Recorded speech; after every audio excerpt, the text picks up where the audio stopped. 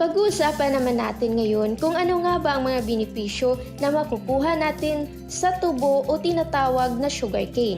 Ang tubo o sugarcane ay isang kilalang halaman na ginagamit upang makagawa ng asukal. Taglay ng katas nito ang mga bitamina at mineral gaya ng vitamin C, B2, potassium, calcium, magnesium, iron at phosphorus na makakatulong upang mapalakas ang ating katawan.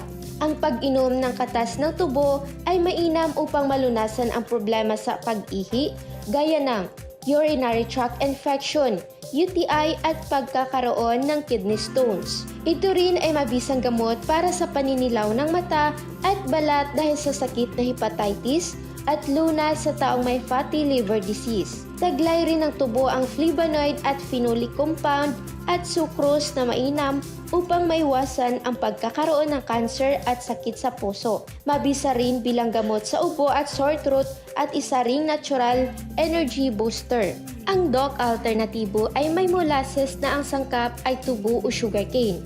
Ito ay for low hemoglobin, low red blood cells.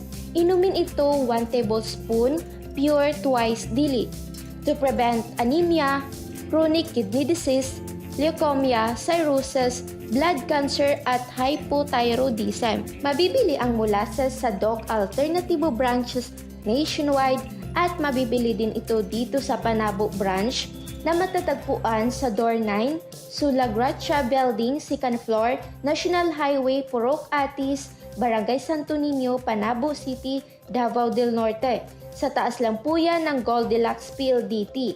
At pwede kayong tumawag o mag-text sa numero 0915-268-7167.